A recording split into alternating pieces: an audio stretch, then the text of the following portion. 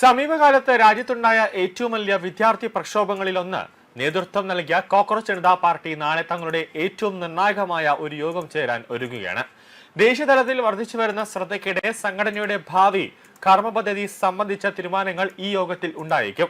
സംഘടനയുടെ ആദ്യ core committee യോഗം ഛത്രപതി സംഭാജി നഗറിൽ നടക്കും. സംഘടനാ വിപുലീകരണം, ഭാവി പ്രചാരണ പരിപാടികൾ, വരും മാസങ്ങളിൽ ഏറ്റെടുക്കാൻ ഉദ്ദേശിക്കുന്ന വിഷയങ്ങൾ എന്നിവ ചർച്ച ചെയ്യുന്നതിനായി രാജ്യത്ത് ഉടനീളമുള്ള അംഗങ്ങളെ ഇതിലേക്ക് ക്ഷണിച്ചിട്ടുണ്ട്.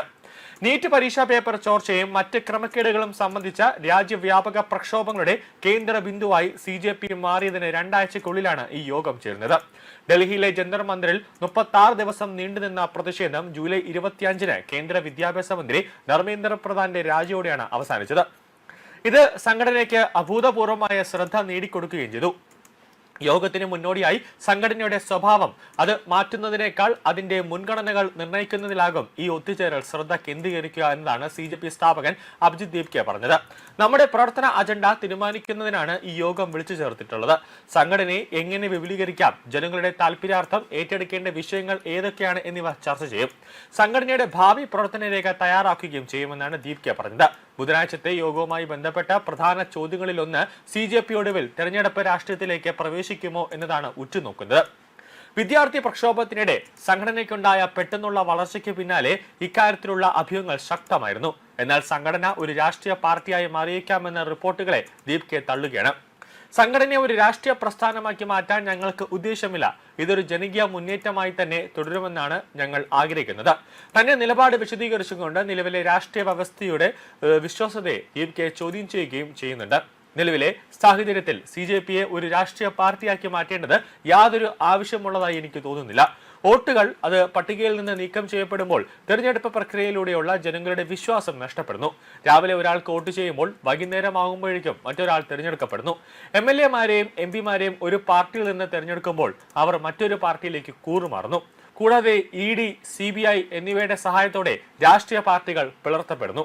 ഇത്തരം സാഹചര്യങ്ങളിൽ ഒരു രാഷ്ട്രീയ പാർട്ടി രൂപീകരിക്കുന്നത് പരിഹാരമല്ല. തന്റെ കുടുംബത്തിന്റെ സാമ്പത്തിക ഇടപാടുകളെക്കുറിച്ച് അന്വേഷണം വേണമെന്ന സൂറത്ത് ആസ്ഥാനമായുള്ള വിവരാവകാശ പ്രവർത്തകന്റെ ആവശ്യത്തോടും ദീപ്കെ പ്രതികരിച്ചിട്ടുണ്ട്. കൂടാതെ ദീപ്കയുടെ കണക്കുകൾ അതോടൊപ്പം തന്നെ ദീപ്കയുടെ അച്ഛന്റെ വരുമാനങ്ങൾ ഇതെല്ലാം തന്നെ അന്വേഷിക്കണമെന്ന് ആവശ്യപ്പെട്ടുകൊണ്ട് രാജ്യത്ത് നാനാഭാഗങ്ങളിൽ നിന്നുള്ള പരാതികൾ പ്രധാനമന്ത്രിയുടെ ഓഫീസിനും അതോടൊപ്പം തന്നെ മറ്റ് പോലീസ് സ്റ്റേഷനിലും അടക്കം പരാതിയായിട്ട് എത്തുന്നുണ്ട് എന്നതാണ് മറ്റൊരു പ്രധാനപ്പെട്ട കാര്യം. ഏകദേശം ഒരു 200ഓളം കേസുകൾ ഈ ഒരു മാസം കൊണ്ട് തന്നെ ഡൽഹിയിൽ കോൺഗ്രസ് ജനതാ പാർട്ടിയുടെ പേരിൽ പോലീസ് എടുത്തിട്ടുണ്ട് എന്നതാണ് ഏറ്റവും പ്രധാനം. അതായത് സാധാരണക്കാരായിട്ടുള്ള പൊതുജനങ്ങളുടെ പരാതിയുടെ അടിസ്ഥാനത്തിൽ, അതായത് അവരുടെ കാറുകൾ, അവരുടെ സ്വകാര്യ വാഹനങ്ങളെല്ലാം തന്നെ ഈ കോൺഗ്രസ് ജനതാ പാർട്ടി അടിച്ചു തകർത്തു.